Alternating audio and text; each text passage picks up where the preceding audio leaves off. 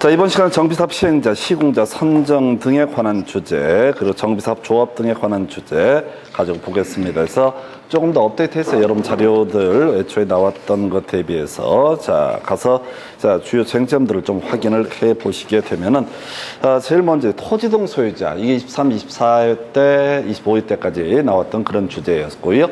토지등 소유자의 기본 정의 이렇게 되어 있습니다. 토지 소유자, 건축물 소유자, 지상권자까지를 뭐라고 한다? 토지 등 소유자. 그래서 주거 환경 개선 사업이라든가 재개발 사업에 있어서는 지상권자까지를 뭐라고 한다? 토지 등 소유자. 이렇게 정의를 하게 됩니다. 그런데 출제 포인트는요, 재건축에 있어서 지상권자라고 하는 것은 다 토지 등 소유자가 될 수가 없다. 이 지상권자 얘기는 저기서 공부하셨잖아요. 민법에서.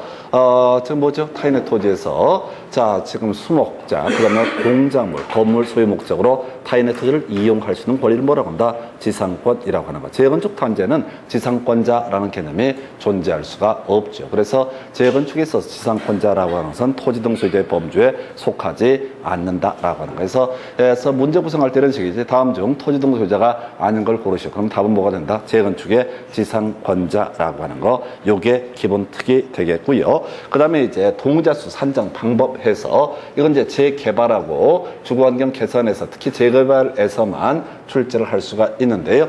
일단 경우의 수가 몇 개가 있죠. 한 사람이 다수의 필지를 가지고 있어도 한 사람으로 계산한다. 여러 사람이 하나의 필지나 하나의 건물을 가지고 있어도 한 사람으로 계산을 하게 된다. 토지의 지상권이 설정되어 있을 때 역시 한 사람으로 계산을 하게 된다라고 하는 거. 요게 기본 구조가 되겠습니다. 그리고요, 토지 소유자와 건물 소유자가 달라지게 되면 다 각 1인을 토지 소유자. 그래서 다 무조건 한 사람으로 계산하게 되는데 토지 소유자와 건물 소유자가 달라지게 되면 다 각 1인을 토지 등 소유자로 산정하게 된다. 요것만 정확하게 기억하시면 좋겠고, 전에 이제 토지 등 소유자의 동의도 산정 방법 25회 때인가 마지막 구성이 됐습니다. 그래서 이 토지 등 소유자가 시행자가 될 수 있을 것이냐라고 했을 때, 재개발 사업에 있어서는 20명 미만이 되면 어떻다? 토지 등 소유자가 즉 재개발의 시행자가 될 수가 있다. 즉 조합을 설립하지 않고도 가능하다. 그러나 재건축 사업에 있어서는 토지 등 소유자가 20명 미만이랄지라도 이 토지 등 소유자가 직접 시행자가 되는 것은 허용되지 않는다. 여러분 자료에 정리를 해놨는데 일단 요 관점 이렇게 접근하셔야 돼. 답이 안 돼. 답이 안 되는데 보통 이제 옳은 것을 고르셔야 할 때 재건축 사업에서 토지 등 소유자가 20명 미만일 때 토지 등 소유자가 시행자가 될 수 있다. 이런 식으로 해서 틀리게 뽑아주는 구조 되겠습니다. 그래서 다시 가겠습니다. 주거 환경 개선 사업은 어차피 공적인 주체가 사업 시행자가 되기 때문에 논할 실익이 없고요. 재개발에 있어서는 토지 등 소유자가 20명 미만이 되게 되면 직접 토지 등 소유자가 어떻다? 시행자가 될 수가 있다. 그러나 재건축 사업에 있어서는 20명 미만이라 할지라도 토지 등 소유자가 시행자가 되는 것은 허용되지 않는다라고 할 것, 요렇게 봐야겠고요. 그 다음에 이제 실제 숫자랑 관련해서 출제 쟁점이 돼야 되는 것이 주거환경 개선 사업에 있어서 동의 요건 등에 관한 주제. 다른 거 다 빼버리고요. 원래 3분의 1, 과반수 2분의 1 이상의 동의를 얻어야 된다. 해서 토지 등 소유자, 풀었으면 정비구역 안에 토지 소유자, 건축물 소유자, 지상권자 3분의 2 이상의 동의 받아야 되고요. 세입자 과반수의 동의를 받아야 된다. 그 다음에 그런데 세입자 세대수가 토지 등 소유자 2분의 1 이하인 경우 세입자의 동의를 요하지 아니한다라고 되어 있죠. 그래서 19회 때 문제 구성할 때는 3분의 1 과반수 2분의 1 숫자가 제일 큰 것부터 시작해서 3분의 1 과반수 2분의 1 이렇게 출제가 이루어졌습니다. 그런데 지금에 와서는 최근 문제에서는 세입자의 동의를 요하지 않는 게 출제 포인트. 그래서 28인가 9회 때 나왔던 것이 세입자 세대수가 토지 등 소유자의 2분의 1 이하일 때 세입자의 동의를 요하지 않는다. 바로 예외 항목을 가지고 문제 구성이 이루어졌습니다. 그럼 이제 그 문제에서 한 걸음 더 들어가서 기억해야 되는 것이 이 정비사업을 관리처분계획 방식이나 환지 방식으로 시행하는 경우에도 다 세입자의 동의를 요하지 않는다. 이런 교재 정리를 해놨어요. 세입자의 동의를 요하지 않는 거.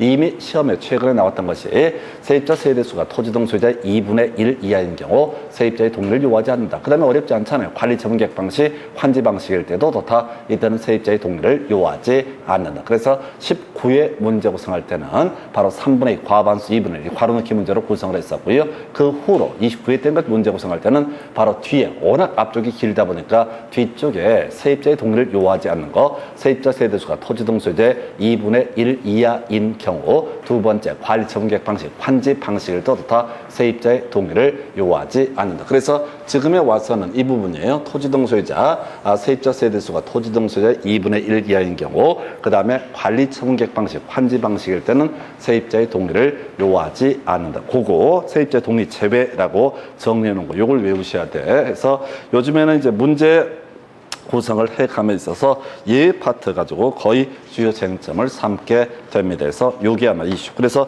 지금 이제 토지 등 소유자의 동의다수 산정 방법 정도, 단순하게 토지 등 소유자가 뭐냐 이런 것들은 너무 쉬운 문제가 될 테고, 동의다수 산정 방법이 좀 어려울 수 있는 주제가 되겠습니다.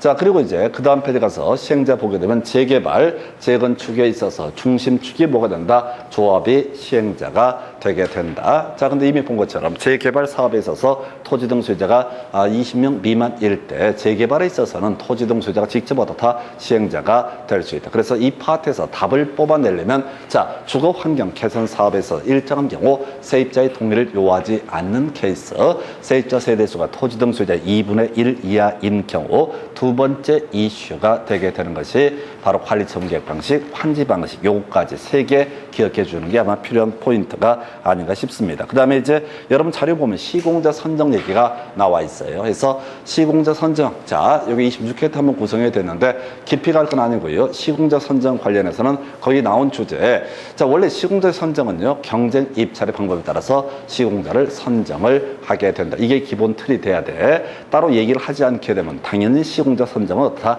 경쟁 입찰, 경쟁에 붙여야 됩니다. 그런데 지금 백토 이렇게 외워달라고 써놨을 거야 아마. 자, 100인 이하고요. 토지 등 소유자 나와 있죠. 백토에 있어서는 어떻다? 이때는 경쟁 입찰을 붙이지 않아도 된다. 그래서 경우수가 두 개가 있어요. 조합원 수가 100인 이하인 경우, 정비사업 조합이 시행자가 되는 경우로서 100인 이하인 경우, 이때는 정관이 정하는 바에 따라서 시공자를 선정할 수 있다. 이 한편, 자, 재개발 사업에 있어서 토지 등 소유자 20명 미만일 때 직접 토지 등 소유자가 시행자가 될 수 있다라고 있었고요. 이때는 규약이 정하는 바에 따라서 시공자를 선정한다라고 돼 있어. 그래서 정관이 정하는 바에 따라서, 규약이 정하는 바에 따라서 해서 우리가 도시개발법 등을 공부함에 있어서 조합은 정관이라는 표현을 썼었고요. 그 다음에 토지 소유자, 도시개발법은 토지 소유자인데 거기는 규약이라는 표현, 그 다음에 이제 공적인 시행자의 경우 시행규정이라는 표현을 썼던 바가 있습니다. 그래서 지금 일단은 팩토해서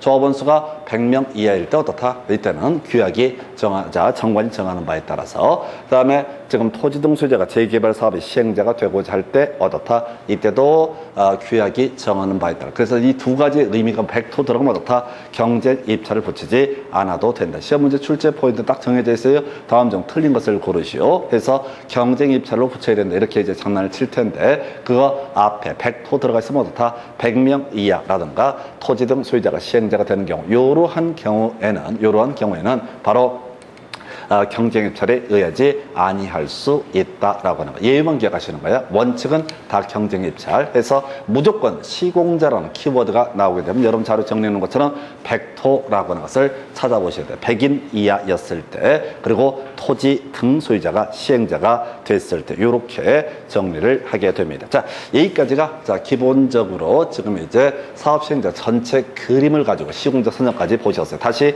주요 이슈 보고 나서 조합 등에 대해서 확인을 해보겠습니다. 다시 자, 정비사업 시행자 등 관련해서 토지 등 소유자, 토지 소유자, 건축물 소유자, 지상권자. 그러나 재건축에 있어서 지상권자는 토지 등 소유자의 범주에 속하지 아니한다. 이게 출발점이 되게 될 것이고요. 두 번째 이슈가 되는 거, 토지 등 소유자의 머릿수 산정하는 방법 해서 한 사람이 다수의 필지를 갖고 있어도 한 사람으로 계산한다. 여러 사람이 하나의 필지나 하나의 건축물을 가지고 있어도 한 사람으로 계산을 하게 된다. 그리고 나서 토지 지상권 설정돼 있어도 한 사람으로 계산한다. 그래서 나중에 지상권자는 분양 대상에서도 다 제외시켜버립니다. 중요 쟁점이 될 수가 없습니다. 그래서 결국은 토지 소유자와 건물 소유자가 달라지면 어떻다? 각 1인을 토지 등 소유자로 해석을 하게 된다라고 하는 거, 요게 기본적인 골격, 틀이 되겠습니다. 그래서 산정, 방법까지 보셨고요. 그 다음에 이제 토지등 소유자가 시행자가 될 것이냐, 재개발 사업에 있어서는 토지등 소유자가 20명 미만이게 되면 어떻다?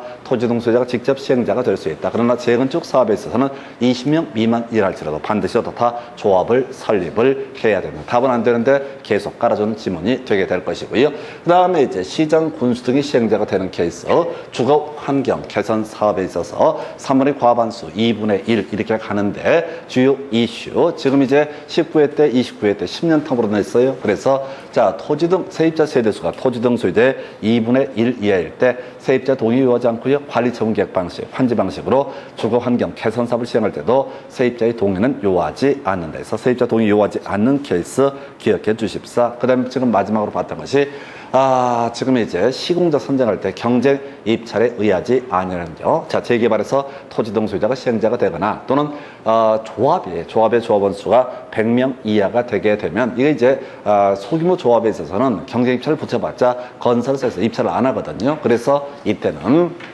백토 걸리면 어떻다? 이때 수익, 규약, 정관이 정하는 바에 따라 시공자를 선정한다라고 해서 이거는 뭐야? 경쟁 입찰에 의하지 아니할 수 있다. 그래서 하여튼 시공자 선정 뜨게 되면 무조건 뭘 찾아봐야 돼? 백토. 그것만 틀리게 구성을 하게 됩니다. 나머지 모를 얘기는 쫓아가시면 안 돼. 공법은 딱딱 끊어서 공부를 해 주셔야 됩니다. 그래서 여기까지가 시공자 전반에 관한 내용들을 보셨고요. 그 다음에 이제 검토 드릴 것이 조합에 관한 주제를 가지고 보게 됩니다. 조합에 관한 주제에서 자, 조합에 관련한 쟁점 하면 이제 체크를 해보기 위해 앞서서 추진위원회라는 개념이 나오게 되죠. 그래서 이 추진위원회는 16년 동안 두 가지 쟁점을 가지고 구성을 하고 있다. 해서 하나가 이 원래 조합을 설립하려면 조합 설립 추진위원회라는 것을 구성해야 되는 원칙이죠. 그런데 예외 공공 지원을 하려는 경우 이때는 추진위원회 구성하지 아니할 수 있다라고 하는 거. 그래서 예외만 기억하시는 거예요. 원칙은 알아봤자 아무래도 보탬이 되지 않습니다. 그래서 지금 추진위원회라고 하는 거 관련해서 원래는 재개발 조합을, 재건축 조합을 설립하고자 할 때 추진위원회 구성해야 함이 원칙입니다. 그런데 우리 시험용으로 기억할 때는 어떻다? 구성하지 아니할 수 있다. 앞에 공공 지원을 하려는 경우 이런 것도 필요 없어. 그게 무슨 말이든 간에 상관없고요. 추진위원회 구성하지 아니할 수 있다. 두 번째 23회 때 나왔던 주제인데요. 이 조합 설립 추진위원회 업무라고 하는 거 겁나 많습니다. 아닌 걸 외우셔야 돼. 자, 정비사업의 주된 시행자는 조합이라는 존재가 되게 될 것이고 이 조합 설립 추진위원회라고 하는 것은 정비사업의 주된 시행자가 될 수 없다라고 이렇게 해석합니다. 그래서 조합이 담당해야 될 일이라는 것은 추진위원회가 담당할 수 없다라고 하는 거. 조합이 뭐랍니까? 자, 가장 중심이 되는 것이 사업시행 계획의 작성이라고 하는 거, 그 다음에 관리 처분 계획의 작성이라고 하는 것은 누가 담당한다? 조합이 담당한다. 그래서 조합 설립 추진위원회라는 것을 만들었다고 전제했을 때 이때 할 수 없는 일을 외우셔야 돼. 하는 걸 배우는 게 아니라 사업시행 계획서의 작성 또는 관리처분 계획 또는 건설 계획 또는 공급 계획의 작성이라는 식의 뉘앙스, 분양 이런 것들은 조합이 담당을 하게 될 것이고 조합 설립 추진위원회에서는 이것을 담당할 수 없다라고 하는 거. 안 되는 거 외우셔야 됩니다. 그래서 이게 좀 사이드 쟁점. 그 다음에 이제 조합에 관한 주제. 여러분 교재 보시게 되면 이 조합을 설립하는 과정, 동의와 설립 인가, 그 다음에 설립 등기라는 세 단계를 거쳐서 조합은 성립되게 됩니다. 뼈대 잡으셔야 돼. 동의 받아내야 되고요. 두 번째, 시장 군수에게 설립 인가라는 것을 받아내야 됩니다. 그리고 마지막에 이거 다 받아가지고 설립 등기라고 하는 것까지 이루어져야 돼. 어떻다? 조합은 성립하게 된다. 다시 갑시다. 조합은요, 동의와 설립인가와 설립 등기라는 세 가지 조건을 모두 갖췄을 때 조합은 법인격을 갖게 되는 사단 법인으로서 의미를 가지게 된다라고 해서 이렇게 그림을 봐야겠고요.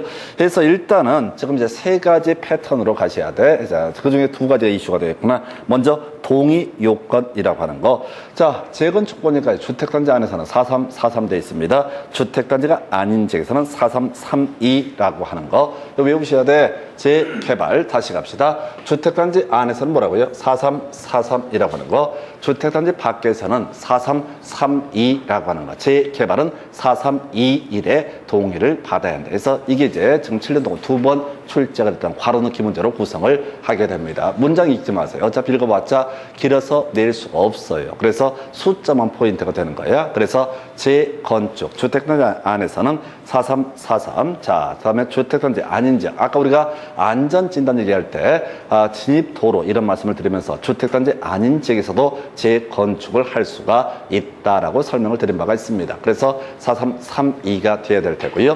그다음에 재개발은 뭐라고요? 4321의 동의를 받아서 어떻다? 바로 재개발조합을 설립할 수 있다. 그래서 지금 뭔 얘기하고 있어? 조합을 설립하려면 동의와 인가와 그다음에 세 번째가 설립 등기라는 과정을 거쳐야 될 것인데, 얘 보니까 지금 이제 4343, 4332, 4321이라고 하는 거, 이런 과정, 이게 첫 번째 쟁점, 동의 요건이라는 개념. 두 번째가요, 시도지사님이고요, 시장 군수한테 설립 인가라는 것을 받아야 된다라고 할 것 해서 예외 파트 나와 있죠. 여러분 교재 보니까 재건축 사업추진위원회가 조합을 설립하기 위해서 또 재개발 사업추진위원회가 조합을 설립하기 위해서 법정 동의 요건을 충족해서 시장 군수에게 인가를 받아야 된다라고 이렇게 뼈대를 잡게 됩니다. 자, 그런데 시험에 나오는 포인트 딱 한 번 나왔어요. 그래서 지금 보니까 원래 이 정관을 작성을 함에 있어서 동의받고 인가라는 과정 두 단계를 거쳐서 확정을 하게 될 텐데,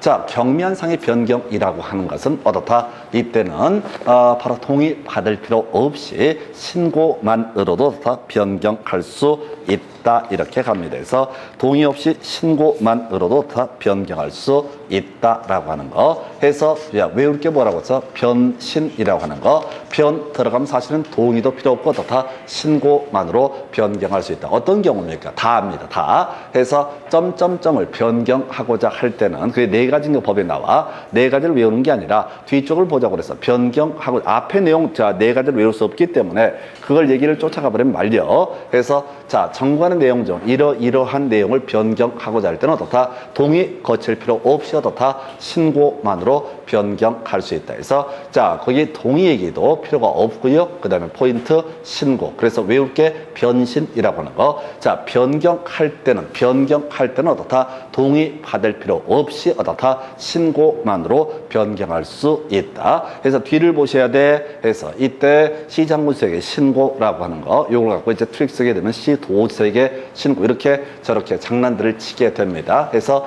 변신이라고 하는 거. 자 어려운 주제 변경할 때는 어떻다? 점점점을 변경. 점점점 앞을 절대 시험 지문에서 보시면 안 됩니다. 그게 뭔 소리인지 못 알아먹게 엄청 길게 나오니까 해서 뒤를 봐야 된다고. 신고하면 된다. 동의 받을 필요 없이 신고하면 된다라는 명제가 있게 되면 그 앞에 뭐가 변경이라는 말이 들어가 있게 되면 어떻다? 정관에 이러이러한 내용을 변경하고자 할 때는 동의 없이 신고만으로 변경할 수 있다. 지금 두 번째 주제 설명드렸습니다. 다시 갑시다. 자, 재건축 주택단지 안에서는 4343, 주택단지 아닌 지역에서는 4332라는 거. 그 다음에 재개발은 4321. 괄호넣기 문제 이미 7년 동안 두 번 괄호넣기 문제 구성했었고요. 두 번째 이슈가 되는 것이 점점점을 변경하고자 할 때는 동의 받을 필요 없이 어떻다? 신고로서 변경할 수 있다. 동의 받을 필요 없이 어떻다? 신고로서 변경할 수 있다.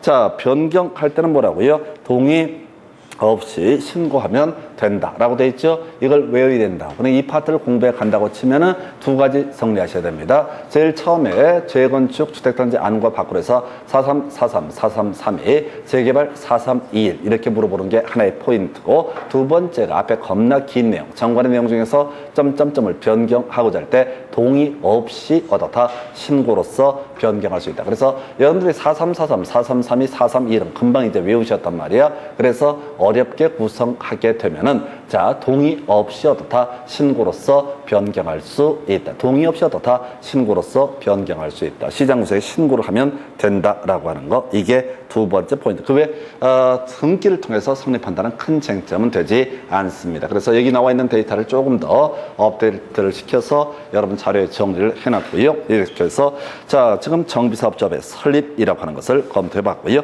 자 조합원에 관한 내용 봐야 되죠. 요즘에 거의 유치해서 안 나오는데 조합원은요 토지 등 소유자라고 하는 거. 이건 안 나와. 예외 관련해서 재건축 사업에 있어서 토지 지상권자는 어떻다? 조합원 될 수 없다. 원칙을 외우는 게 아니죠. 재건축의 지상권자는 토지 등 소유자가 될 수 없기 때문에 이때 조합원도 어떻다? 될 수가 없다. 재건축에 있어서 토지 지상권자는 토지 등 소유자가 아니기 때문에 조합원 될 수가 없다. 이런 거 나오면 그냥 거저주는 문제입니다. 그래서 앞에서 토지 등 소유자 아닌 것을 고르시오. 재건축의 지상권자. 다음 중 조합원이 될 수 없는 자를 고르시오. 재건축의 지상권자. 재건축의 지상권자는 토지 등 소유자가 아니기 때문에 조합원도 될 수가 없다. 앞에서 토지 등 소유자는 주제와 같이 연계해서 봤던 주제고요.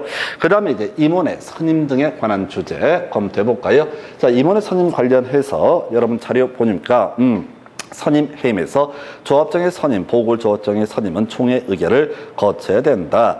자, 조합장, 이사, 감사, 해임도 총회 의결을 거쳐야 된다. 따로 이렇게 하나 있죠. 보궐이사, 보궐감사의 선임은 어떻다? 대의원에서 의결할 수 있다. 외울 쟁점 뭐라고요? 보궐이사, 보궐감사를 제외하고는 무조건 다 어떻다? 총회 의결을 거쳐야 된다. 자, 아닌 것만 외우는 거야. 그래서 원래 임원의 선임, 해임 등은 중요 사항이니까 저 모두가 모이게 되는 총회 의결을 거쳐야 된다라고 이렇게 접근해 주실 것. 그런데 보궐이사, 보궐감사의 선임은 어떻다? 대의원에서 의결할 수 있다. 그러면 이제 달리 표현하면 보궐조합장의 선임은 어떻다? 당연히 총회 의결을 거쳐야 된다. 그래서 조합장, 이사, 감사, 해임은 반드시 어떻다? 총회 의결을 거쳐야 된다. 요걸로 이제 보도 중에서 그런 거 나왔었죠. 둔촌주공이라고 해서 그게 이제 지금 재건축 조합인가 요 관련해서 그제 보도 보니까 조합 임원들 다 해임 이렇게 했던 그런 보도가 있었지요. 그건 총회 의결을 거친 것이다 라고 할 것. 근데 자, 이제 이사나 감사가 뭐 6.25 사태가 터져서 뭐 죽거나 등등 했을 때 그 사람을 추가로 선임을 하고자 한다. 보궐이사, 보궐감사를 선임하고자 할 때 어떻다? 대의원에서 의결할 수 있다. 나머지는 무조건 선임이든 해임이든 무조건 어떻게 해라? 총회 의결을 거쳐야 된다라고 하는 거. 요거 하나 반드시 기억해 주실 거예요. 이 주제가 출제가 되다가 지금요 저기 도시개발법에서 임원의 선임도 반드시 총회 의결을 거쳐야 한다 이런 거 나오다가 주택법 파트에서 치고 나왔었죠. 주택법 파트에서 자, 조합 임원의 선임을 위한 총회 의결이라는 거 의결 청족서 자, 조합원 100분의 20 이상의 출석을 해야 된다. 자, 교재 가서 한번 잠시 확인을 해 드리도록 하겠습니다. 자, 주택법에서 여러분 교재 몇 페이지 나와 있냐면 204페이지 가서 보시게 되면은 자, 총회라고 하는 주제가 나와 있고요. 그 하단부 204페이지 가서 보시게 되면은 이 주제에 보궐이사, 보궐감사 선임 바로 대의원에서 의결할 수 있다. 이 주제가 나오고 나서 지금 그 다음에 나왔던 주제가 204페이지에 총회라고 해서 의결사항 밑에 원칙 나와 있고요. 특례 나와 있죠. 임원의 선임 해임을 의결하는 총회의 경우 조합원 100분의 20 이상이 직접 출석을 해야 된다라고는 나와 있죠. 요게 지금 이제 최근 문제에서 답이 됐던 주제가 되겠습니다. 답이 됐던 주제. 그러니까 이게 법을 넘나들면서 꼬리에 꼬리를 물고 계속 출제가 되고 있어요. 그래서 이야기가 출제가 됐으니까 다시 돌아와서 보궐이사, 보궐감사의 선임은 어떻다? 대의원에서 의결할 수 있겠고요. 그 다음에 보궐조합장 등의 선임은 반드시 어떻다? 총회 의결을 거쳐라. 해임은 무조건 어떻다? 총회 의결을 거쳐야 된다. 그래서 이게 스토리가요. 처음에 도시개발법에서 임원의 선임 등은 반드시 총회 의결을 거쳐라. 요거 치고 나오다가 정비법에서 지금 보궐이사, 보궐감사, 대의원의 의결을 거칠 수 있다. 이 주제랑 묶어서 출제 쟁점을 삼아내고 답은 그 당시에 보궐조합장의 선임이라는 것은 대의원에서 의결할 수 없다 해서 없다는데 오른편에서 자, 보궐조합장의 선임은 반드시 어떻다? 총회 의결을 거쳐야 된다. 이런 것들을 갖고 출제 쟁점을 삼고 하나 쉬었고 나서 바로 주택법에 가서 지역주택조합의 임원의 선임을 위한 총회라고 하는 거 바로 100분의 20 이상이 출석을 해야 된다. 이렇게 이제 소리를 끌고 가게 됩니다. 그래서 공법이라는 것을 영역을 보다 보면 이게 법을 넘나들면서 자, 예를 들어서 자, 국토기획법에서 자, 지금 지자체 간의 도시공개시설 사업 과정에서 비용 분담에 관해서 협의가 이루어지지 않게 되면 행안부 장관이 결정하는 바에 따른다. 24회 때, 27회 때 도시개발법에서 지자체장 간의 비용 분담에 대해서 다툼이 있게 되면은 행안부 장관이 결정하는 바에 따른다. 기재부 장관이 결정하는 바에 따른다. 이런 식으로 치고 나온다고. 그래서 스토리가 다 똑같은 거야.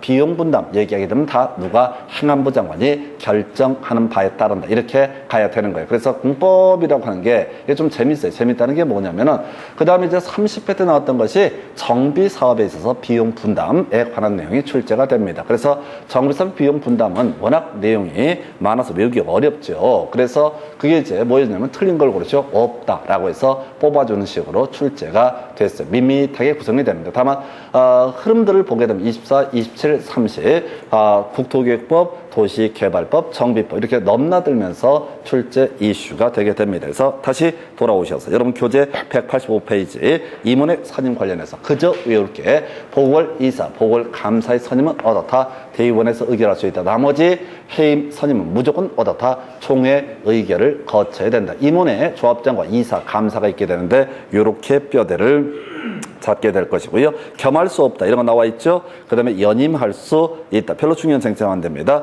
출제 포인트 쉽게 낼 때 감사가 조합을 대표하게 된다. 감사가 어떻다? 조합을 대표하게 된다. 그리고 이문이 일정한 결격 사유에 해당되게 되면 자 당연 퇴임하고요. 퇴임 전에 관련 행위는 어떻다? 효력을 잃지 아니한다. 이런 게 이제 나중에 지역주택 조합할 때도 똑같은 논리 구조로 등장을 하게 됩니다. 지역 조합할 때도 똑같은 구조로 등장을 하게 됩니다. 그래서 요렇게 해서 지금 이제 임원에 관한 주제. 그래서 제발 부탁드리는데 앞에 읽지 말라고 그랬어요. 하여튼 저 읽다 걸리면 작살나니까 내용 보면 절대 안 돼요. 여러분들이 시험장에서 1분 안에 이걸 착착 체크해 가야 되는데 문제는 시험장 가시게 되면 생전 듣도 못한 얘기들이 마구잡이로 막 쏟아지게 된다고. 그때 정신줄 안 놓으려면 뒤만 싹딱딱 끊어서 보게 되면 어떻다? 이 쟁점을 잡아낼 수가 있는 것이고 앞에 내용을 꼼꼼히 보시게 되면 완전히 무너져 버립니다. 멘붕 와요. 그래서 그렇게 설명을 드렸고 임원. 자, 대의원의 설치 의무 등에 관한 주제 쟁점 삼아 봐야 되죠. 자, 29회 때 바로 도시개발법에서 대의원의 얘기 나왔었죠. 그래서 도시개발법에서는 조합원 수가 50명 이상일 때 대의원을 둘 수 있다라는 개념이 하나의 이슈가 됐었고요. 정비법에서는 100인 이상일 때 두어야 한다라고 이렇게 되어 있습니다. 그래서 여러분 교재 172페이지 가서 한번 비교해 볼까요? 172페이지. 자, 172페이지. 큰일 났습니다. 이제 귀도 안 들리고 눈은 전부터 계속 안 보였었고. 그래서 172페이지 밑에서 두 번째 줄인가를 보게 되면 대의원의 의결권을 가진 조합원 수가 50인 이상인 조합은 대의원을 둘 수 있다라고 되어 있죠. 그래서 지난번 29회 때 100인인 경우 둘 수 있다. 상당히 어렵게 구성해서 옳은 것을 고르죠. 답으로 구성했던 질문. 그래서 도시개발법은 앞에가 50명 앞이니까 정비법은 뒤니까 100명. 자, 도시개발법은 둘 수 있다. 정비법은 어떻다? 두어야 한다라고 하는 거 요렇게 봐야겠고요. 그 다음에 이제 또 하나의 쟁점 다시 교재 185페이지 돌아와서 자, 이명제가 더럽게 짜증나죠. 그래서 임명제 이렇게 조합장이 아닌 조합의 임원 대의원 될 수 없다라고 되어 있습니다. 문장이 없다는데 옳은 표현이고 상당히 까다로워요. 그래서 이 얘기를 하려면 여러분 교재에 미리 정리하는 것처럼 조합의 조합장이라는 사람은 조합을 대표하고 대의원의 의장이 된다. 이런 명제가 있죠. 그래서 조합장은 당연직 대의원이 되게 됩니다. 그래서 조합장은 당연직 대의원이니까 이 사람이 가야지 대의원회가 열려. 그러나 이사나 감사, 즉 조합장을 제외한 조합의 임원은 어떻다? 대의원 될 수 없다. 이게 까다롭다고요. 그래서 이사, 감사, 대의원 될 수 없고 조합장은 당연직 대의원이 되게 된다라고 외우고 들어가셔야 돼. 대단히 까다롭습니다. 이걸 문제 구성할 때 있던 식이야. 조합장을 포함한 조합의 임원은 대의원 될 수 없다. 이렇게까지 장난을 치게 돼요. 그래서 없다인데 옳은 편이 될 수가 있는데 조합장을 제외한 조합의 임원은 어떻다? 대의원 될 수 없다라거나 조합장을 제외한 조합의 2번은 어떻다? 대의원 될 수 없다. 조합장은 당연직 대의원, 이사 감사는 어떻다? 대의원 될 수 없다라고 하는 거. 요렇게 뼈대를 잡게 됩니다. 해서 요거 되게 까다로워요. 이명제가. 자, 조합장을 제외한 조합의 임원은 대의원 될 수 없다. 없다인데 오른편이면서 상당히 거슬리는 지문이 되겠습니다. 자, 그 다음에 이제 지금 총회 개최 관련한 주제가 여러분 교재에 나와 있어요. 해서 자, 총회 개최 관련해서 지금 이렇게 되어 있어요. 대의원 얼마? 3분의 2 이상의 요구로 조합장이 소집할 수 있다. 조합은 얼마? 10분의 1 이상의 요구로 어떻다? 조합장이 소집을 한다 해서 자, 대의원은 3분의 2 이상, 조합장은 얼마? 조합원은 10분의 1 이상의 요구가 있으면 어떻다? 조합장이. 그 자세히 보지 마세요. 이게 우리 기본서에는 이게 원칙과 예외 이렇게 되어 있는데 시험에 내릴 수 있는 것은 3분의 자 얼마야? 대의원 3분의 2죠? 3분의 2하고요. 그 다음에 조합원 10분의 1 이상. 다시 대의원 3분의 2가 요구하거나 조합원 10분의 1 이상이 요구하면 어떻다? 이때는 대의원, 지금 총회라는 것을 어떻다? 소집을 해야 된다. 근데 거슬리는 지문, 작년에 나왔던 주제죠. 회의 개최 얼마? 7일 전까지 통지를 해야 된다. 개 짜증나는 지문이야. 이게 어디랑 헷갈리게 되냐면, 자, 우리가 저기서 문제가 됩니다. 공간정보법이라고 하는 데서 이슈가 되는 게 지적위원회 회의라고 해서 지적위원회에서는요, 회의 개최 5일 전까지 통지가 이루어져야 되고 그 결과물이 나오면 얼마? 7일 이내 통지를 해줘야 된다. 이런 게 이슈가 됐어. 그래서 이제 막 짜증나. 해서 또 그럼 가서 확인해 봐야지. 아, 이거 대박 좋다. 교재 한 권에 다 담아놓으니까 그냥 여러분들이 왔다 갔다 하면서 찾아보는 거지. 그래서 같은 내용만 얘기하면 다 안다고 또 띄엄띄엄 봐요. 그래서 여러분 교재 몇 페이지? 233페이지 가서 보시게 되면은 거기 233페이지 제일 위에 보니까 5일 전 통지 나와 있죠? 233페이지 제일 위에 회의 5일 전 통지 나와 있죠? 회의 5일 전 통지 나와 있죠?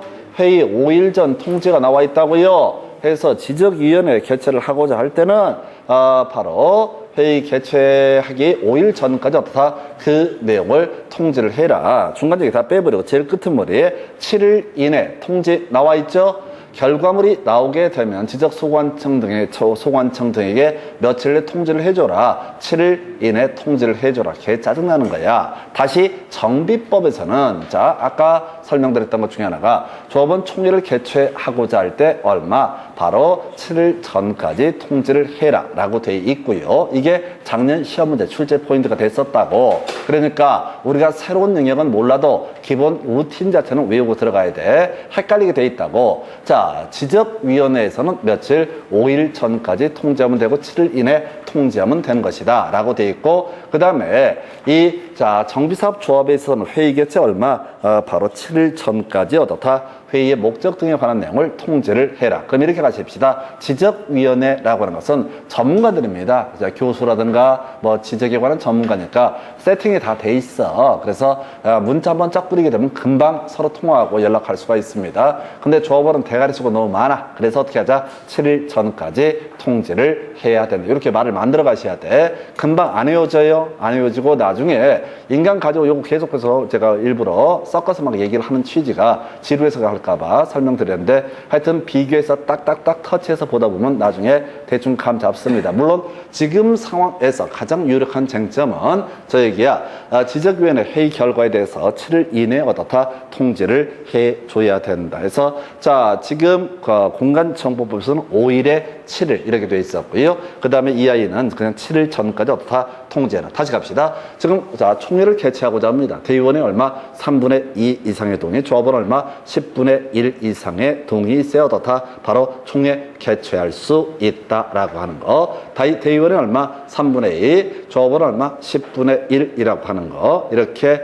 돼 있어요. 그래서 총회 개최를 위한 요건에 대해서 보셨고요. 그 다음에 회의 개최 7일 전까지 통지해야 된다. 그리고 여기서 이제 제일로 중요한 거, 지금 24회 정도부터 시작해서 7년 동안 4번인가 5번 나왔던 거. 아까에서 자, 제일 많이 나왔던, 가장 많이 나왔던 주제 중에 하나가 뭐가 있었어요? 노을 맞아, 굿세, 화수, 타거당이라고 하는 거. 공동이용시설의 종류에 놀마자, 구색화수, 타거당이라고 하는 것이 있다. 놀마자, 구색화수, 타거당. 놀마자, 구색화수, 타거당. 그거보다 더 많이 나왔던 것이 바로 조비시위라고 하는 거. 조비시위.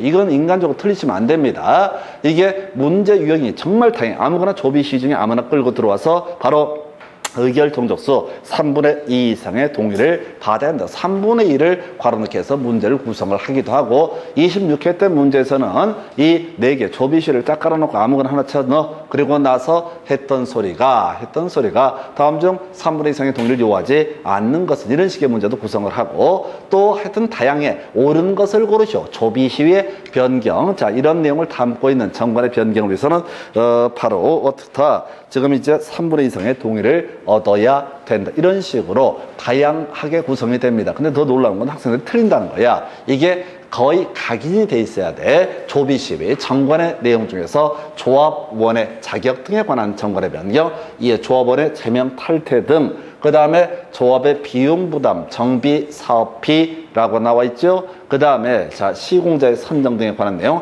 정비 예정 구역의 위치 및 면적, 조비시위. 의미 새기지 마시고요. 조비시위 한 100번 하셔야 돼. 그러면 이제 외워져. 조비시위. 이게 이제 조비시위 같은 것이 변경, 정관의 변경이 있게 되면 그 조합원의 내부 권리 관계에 큰 변동이 발생합니다. 재산권의 침해 발생이 가능할 소지가 있어요. 그래서 조비시위에 관한 정관의 변경은 어떻다? 압도적인 동의, 의결 정족수 3분의 2 이상의 동의를 받아야 된다 해서 다시 외우도록 합니다. 조합원에 관한 주제부터 가볼까요? 조합원에 있어서는 제일 간단했죠. 토지 등 소유자. 볼 것도 없어. 재건축의 지상권자는 어떻다? 토지 등 소유자가 아니기 때문에 조합원 될 수 없다라고 하는 거. 임원의 선임해임. 요즘에 제일 어려운 이슈는 선임해임에 관한 주제. 자, 머릿속으로 생각해야 돼.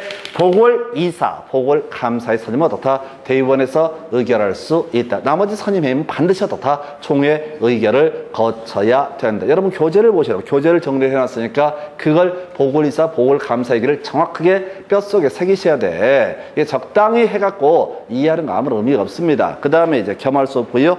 임기 3년 이내에 연임할 수 있고요. 감사가 조합을 대표한다. 그리고 퇴임 전에 관여 행위는 어떻다? 효력을 잃지 아니한다. 퇴임 전에 관여 행위 효력을 잃지 아니한다. 이 얘기는 도시개발법에서도 이슈가 되고 나중에 주택법에서 지역조합할 때도 똑같은 논리 구조로 접근을 하게 됩니다. 그 다음에 대의원에 아까 우리 도시개발법에서는 50인 이상인 경우 어떻다? 둘 수 있다. 정비법에서는 100인 이상일 때 두어야 한다라고 하는 거, 이런 게 있었고요. 조합장이 아닌 조합의 임원은 대의원 될 수 없다라고. 제일 어렵습니다. 조합장을 제외한 조합의 임원 어떻다? 대의원 될 수 없다. 의미 꼼꼼히 새기셔야 됩니다. 알면서도 당하는 그런 지문.